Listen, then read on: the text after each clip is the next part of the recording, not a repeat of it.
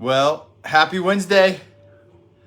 Happy Wednesday. We are almost there. I say it each week, but we're almost to Sunday. And believe it or not, I don't know if you know this, but I enjoy Sundays. So I have my camera set up a little bit different tonight. So if I'm looking in the wrong place, please forgive me. It is not intentional. It's just that the stand I have at my house decided to come undone. So it is what it is, but we'll get there. So hey, tonight we are in Micah chapter 2, verses 1 through 11. Micah chapter 2, verses 1 through 11. And the title of the sermon is, He is a Righteous Judge. And I was reading the other day in Ezekiel, and God was talking about the things that he hates. And believe it or not, God hates to be mischaracterized. Oh, see, there we go. God hates to be mischaracterized. The Lord is not a God of inequities. He is a God of equity. And he will grant unto the righteous favor as long as they practice righteousness, and to the unrighteous discipline as long as they practice unrighteousness. But if a righteous man chooses to be unrighteous, then the things that he did that were righteous will soon be forgotten. And just as it was with an unrighteous man, so too, if he practices righteousness, eventually he will earn a reputation as being righteous. And the Lord does not defame. The Lord allows us to, if you will, bring into a reality that we live in currently, whatever it is we desire.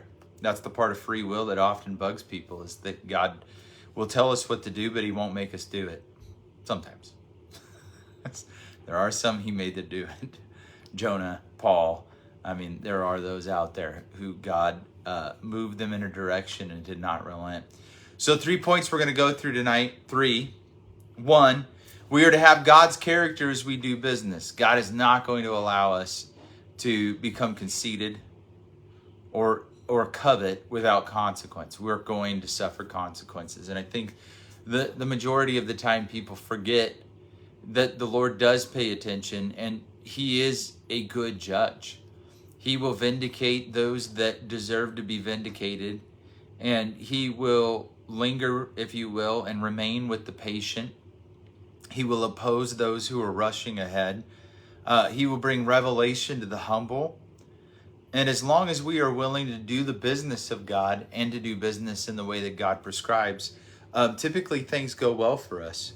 There are some times we'll go through things and we'll feel as if we're being cheated, or if things are not going necessarily our way. But if we'll slow down and consider what it is that we're to learn in this season, the Lord has much to reveal. Point 2 tonight, our God will both judge and punish the wicked. There are times that you're going to be called to stand your ground. And there's other times you're going to be called to do nothing. And you're going to say, Lord, if I do nothing, what's going to happen? Well, something will happen.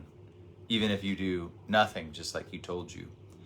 If you remember what was to unfold for King Saul, there was a point that God made sure David was not in the way of the final judgment that was going to come to King Saul. King Saul had decided, out of jealousy as it related to the nature of God's rejection of him for his constant disobedience, and he used Samuel to bring this message, that the kingdom was going to go to David. David was talented. David was fast. He was a warrior. He was smart. He was capable, but he was also reckless, and that ultimately cost him the peace of his household and nearly his kingdom. But Saul's destruction was earned. He killed priests, just an absolute maniac at a point. And he was tormented by demons, not because the Lord had intended it to be that way, but because he intended to do things as he pleased. Point 3, our God will reward the righteous and compound the confusion of the perverse. And this is an important point here. I hope they're all important to some degree or another. But the dumb will get dumber. If you are patient and you wait, those that are enemies of the truth will reveal themselves. And it doesn't matter how big the crowd gets around them. The larger the crowd, the more people that get to see the downfall. So don't be dismayed when dumb becomes popular. It was regularly popular, which is why we're studying the prophets, both major and minor. people had to see and they had to know, and it had to be pointed out. And I think that often it's missed. Not that you want to run around and tell people, I told you so, I told you so, but the prophets did. That's what they did. Read it. They said, hey, the Lord told you this and the Lord told you that. And he said, if you did this, that this would happen. And then you chose to do this. And you played the harlot and you went about your own way, and bad things. So let's go to point 1 tonight, verses 1 and 2 of Micah chapter 2. Micah writes this: Woe to those who scheme iniquity, who work out evil on their beds. When morning comes, they do it. For it is in the power of their hands. They covet fields and then seize them, and houses and take them away. They rob a man of his house, a man and his inheritance. Point 1, we are to have God's character as we do business. No thief will ever make it. They won't make it. It is a limited run. They won't live in peace.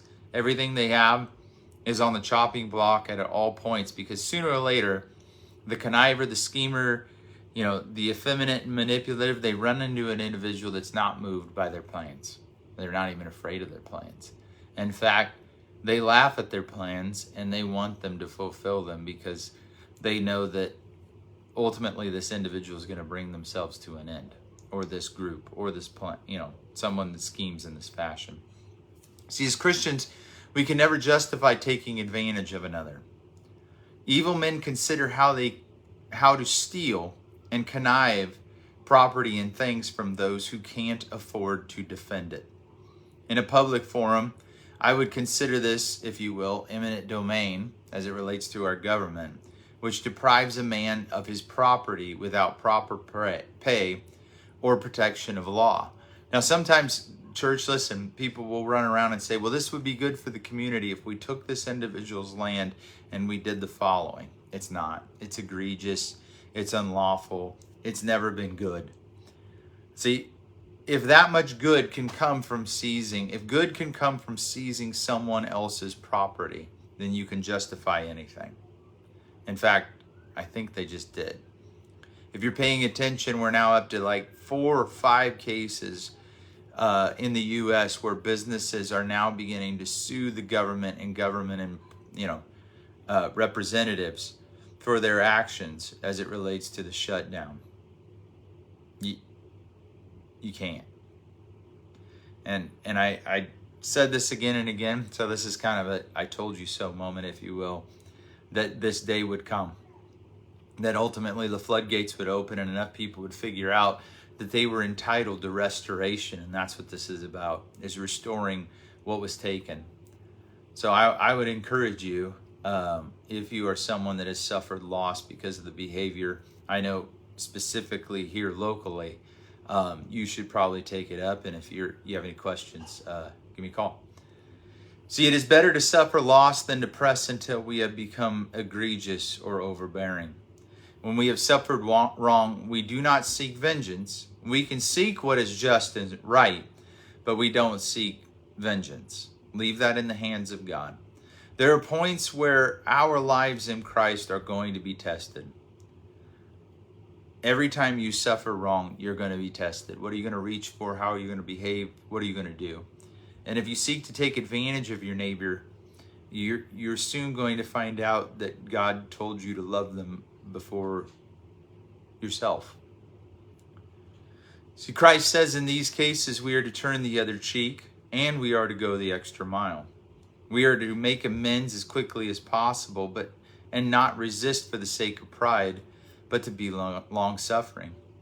Understand, this is different than choosing to remain in an abusive situation. And often people get this confused. God is not calling us to remain in abusive situations, unless, of course, you're, called in.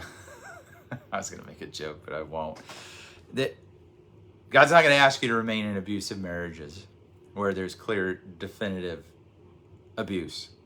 God is not going to ask you to stay in certain places if it relates to clear and definitive abuse. If we're easily offended, that's a whole other discussion. If we're overly sensitive, that's a whole other discussion. Abuse is abuse. But there are points that God is going to call you as an individual to endure certain things for the sake of the gospel, which is a whole other type of calling. You see, the Apostle Paul, he went into places where he was abused. He was beaten. He was abandoned by friends. There were points he was left for dead. But yet God continued to empower him and to bring to him even literal life, it seems, at points when everybody thought for sure they had beaten him to death. He was able to overcome the odds for the sake of the gospel. Look at Colossians chapter 3, verses 22 through 25. Paul writes this: "Slaves, in all things obey those who are your masters on earth, not with external service as those who merely please men, but with sincerity of heart, fearing the Lord. Whatever you do, do your work heartily as for the Lord rather than for men, knowing that from the Lord you will receive the reward of the inheritance. It is the Lord Christ whom you serve. For he who does wrong will receive the consequences of the wrong which he has done. And that," this is the important part, "and that without partiality." Which means God does not play favorites. If you have done wrong and earned the response you're going to get, guess what? You're going to get it. Point 2 tonight, our God will both judge and punish the wicked, verses 3 through 9. "Therefore, thus says the Lord, behold, I am planning against this family a calamity from which you cannot remove your necks. And you will not walk haughtily." I can tell you that it's a blessing to be woken up. "For it will be an evil time. On that day they will take up against you a taunt and utter a bitter lamentation and say, 'We are completely destroyed. He exchanges the portion of my people. How he removes it from me. To the apostate he apportions our fields.'" Verse 5, "Therefore you will have no one stretching a measure line for you by lot in the assembly of the Lord. Do not speak out." So they speak out. "But if they do not speak out concerning," let's see, make sure I'm still in the right spot. There we go. "Concerning these things, reproaches will not be turned back. Is it being said, O house of Jacob, is the Spirit of the Lord impatient? Are these his doings? Do not my words do good to the one walking uprightly? Recently my people have arisen as an enemy. You strip the robe off the garment from unsuspecting passers by, from those returned from war." Verse 9, "The women of my people you evict, each one from her pleasant home or pleasant house. From her children you take my splendor forever." Go back to point 2. Our God will both judge and punish the wicked. God sentences the evil land barons to exile and destruction, and that's what we're reading here. There were individuals who were able to wield much power and much wealth, and they had no empathy or compassion. They had no issue with destroying an individual's life for the sake of wealth. And because of their wealth, they considered themselves untouchable. This is pure fantasy. Everybody, and listen to me, everybody is vulnerable. You're vulnerable. I'm vulnerable.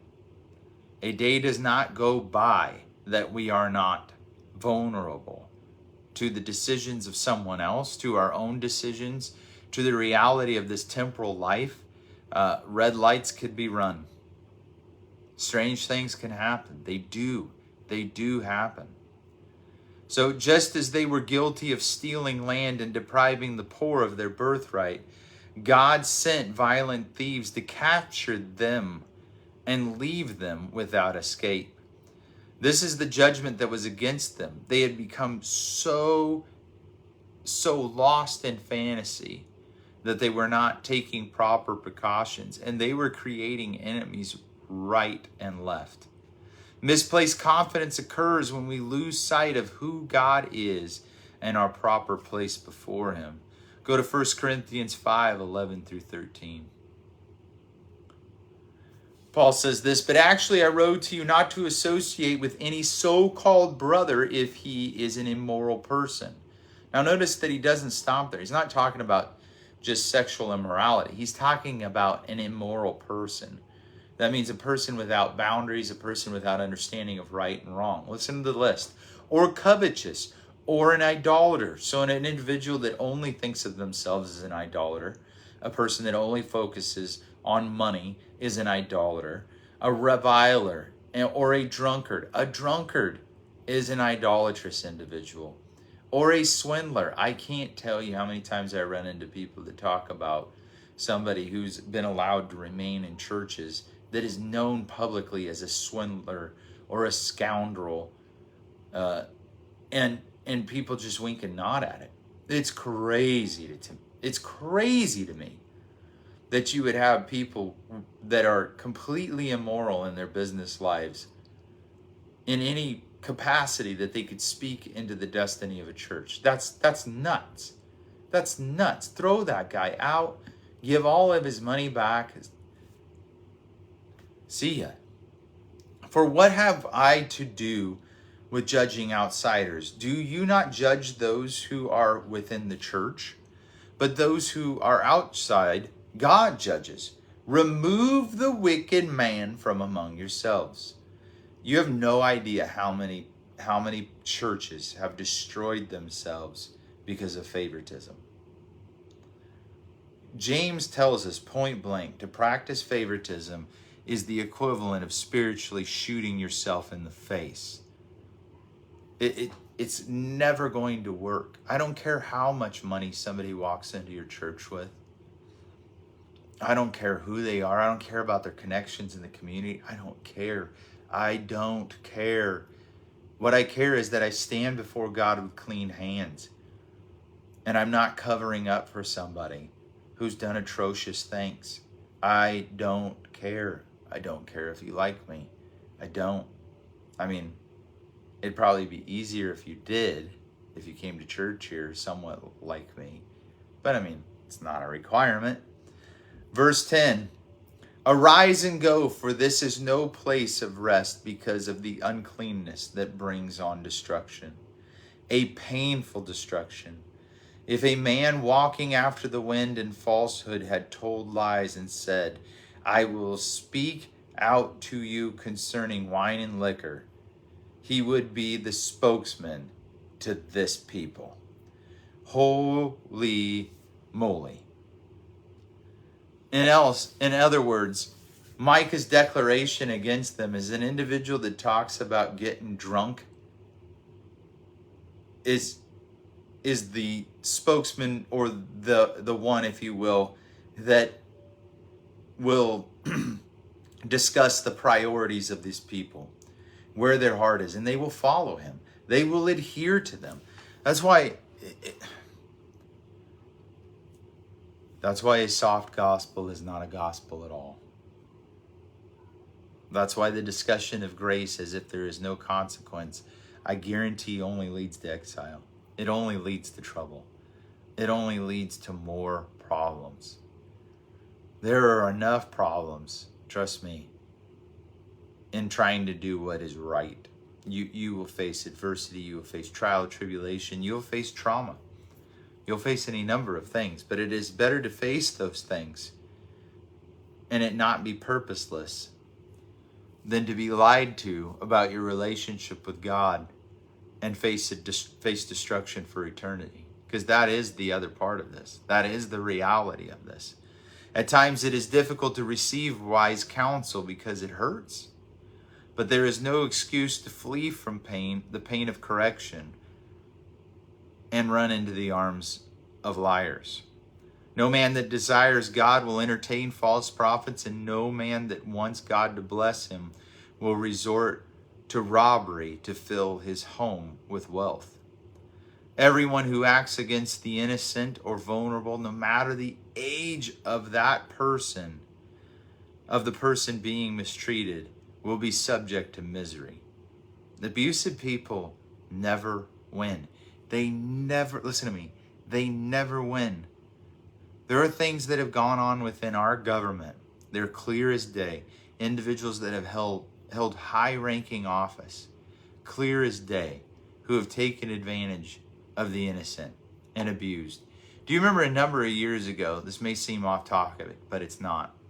There was an individual, and I'll be very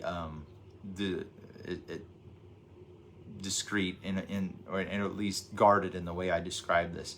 But you'll remember that a number of years ago when I was in high school or whatever else, a long time ago, there was a scandal involving a president, Bill Clinton, and an intern named Monica Lewinsky. Bill Clinton held a high office in our land at that time, the President of the United States. And this other individual was an intern. And here's how abusive people work. The discussion was not about Bill Clinton's inappropriate behavior. They called it the Monica Lewinsky scandal. Do you remember that? They named it after a young 20-something-year-old girl who was brought into a situation with a man who was, at that point, quote-unquote, the most powerful individual in the world. And they named the scandal after her. See, I think it's things like that that ultimately will bring misery and decay into the life of an individual that writes such things. The scandal wasn't and should have never been her. The scandal was, and the thing that should have woken us, is that as a country we elected a man that couldn't control himself. And to hide that, people called it by the name of a person that shouldn't have been taken advantage of. Shouldn't have been taken advantage of. It's pretty sick. It's pretty sick. But when you deal with individuals who want to skirt the issues or not deal with confrontation as it relates to their behavior, they will always blame the victim or always lay blame at the feet of an individual who blame shouldn't be laid at. You know, I'm not condoning Monica's behavior by any means, but it bugs me that it was ever called that. So if you look at her life, it has been greatly complicated by that. Everyone who acts against, I'll read it again, the innocent or the vulnerable, no matter the age of that person that is being mistreated, will be subject to misery. Bill's definitely miserable. The reward of righteous acts are not seen immediately, but they can be understood as God gives us peace as we deal with this life and the struggle truly to do what is right when everybody else is doing what is wrong. We cannot allow injustice to go unaddressed by God's church. The judgment the prophet speaks related to abuse of men being allowed to abuse without opposition. That's really, I think, where we're at right now. It actually then became an accepted practice. And in Greek cultures, abuse was rampant. You know, a lot of these great philosophers that are quoted were some weird dudes. They were some weird dudes. Like John Podesta weird. All right? If you're questioning that, I can fill you in more later. See, the church should not be silent about these things. Where are the men of the church that are strong? Where are the warriors? See, I find these guys, they go to these Bible studies and they get swords handed to them after they complete a workbook. And that's all well and good. But where are they speaking up for the innocent, the downtrodden, the beaten, the abused? Where are they? Where's their voice? Congratulations, you finished a workbook. It should have application in life, or it was a lot of wasted time. It was a lot of wasted time. See, if the men in the church are not going to begin to speak, there are things that we need to begin to address, truly begin to address. There are individuals in this world that are literally, especially here in the U.S., being mutilated physically because people have told them they're the wrong gender. We have young women and dealing with the consequences of abortion because they were told if they had a baby, they had no future. But they were also told, don't let anything hold you back. If you feel a certain way, do that thing. We have diseases being passed like crazy because people have never been taught restraint. We have people that are fearful of everything now. People are not going to work. They don't want to work. They've been told they're too good to work. We have a lot of things that need to be addressed. And if you're a Christian and Christian man and you're not seeing this, I challenge you. I want to know what you're looking at through the week. What are you focused on? Because you need to get your head out of the clouds. Read this in verse 11. I want to sing. Let's see where we were. I'm sorry. Oh, I'm sorry. I'm reading the wrong verse. I apologize. Turn your Bibles to 2 Thessalonians 2, 5 through 12. 2 Thessalonians. We cannot allow injustice to go unaddressed in the house of God, and we can no longer remain silent about what we're seeing in this world. You see, if we refuse to speak up, the blood is not only on our hands, but we're going to be judged right along with everyone else. It's not going to be a good day. Paul writes this, do you not remember that while I was still with you, I was telling you these things? And you know what restrains him now, so that in his time he will be revealed. For the mystery of lawlessness is already at work. Only he who now restrains will do so until he is taken out of the way. Then the lawless one will be revealed, whom the Lord will slay with his breath of his mouth and bring to an end by the appearance of his coming. That is, the one whose coming is in accord with the activity of Satan, with all the power and signs and false wonders, and with all the deception of wickedness for those who perish, because they did not receive the love of the truth so as to be saved. Notice what they received. A love of what? A love of the truth. For this reason, God will send upon them a deluding influence so that they will believe what is false, in order that they all may be judged, who did not believe the truth, but did what? Took pleasure in wickedness. If you're wondering if people can take pleasure in wickedness, they absolutely can. They do. There are people in this world, I've said it again and again, who just want to see it all burn. They find joy in persecuting the helpless and harming the defenseless. They find joy in it. I know that it's probably outside our circle of thinking, and I'm not inviting you to spend a lot of time there, but I'm pointing it out because there are abominable things that happen. There are. People make choices for money. If you look at the studies that were done as it relates to individuals that were brought in to guard Jews during the Holocaust at certain points, they were regular individuals who, because of the authority they were given, became increasingly sadistic and did horrible, horrible things. It's not unheard of. We have seen it again and again. And anybody believes that they're above counsel and above discipline and above accountability will ultimately repeat these patterns in one way or another.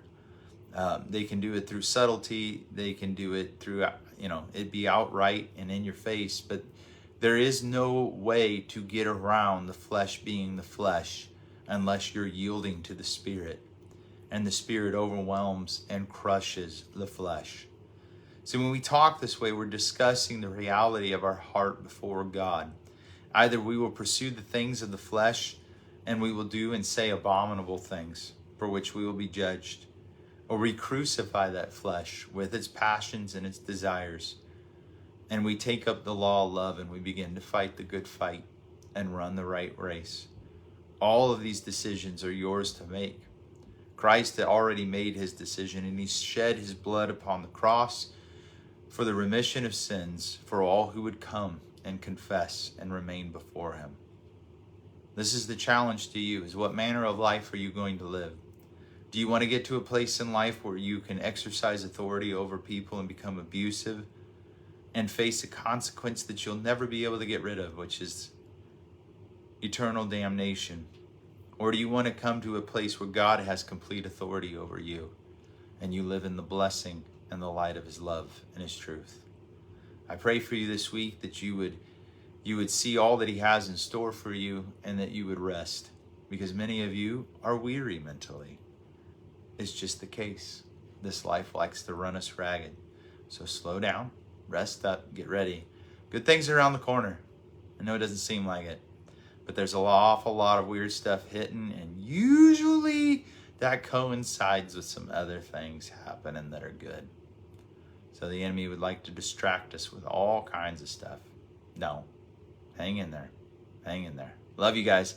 Sunday morning, 11:15, Kazakian Park. The weather's looking good.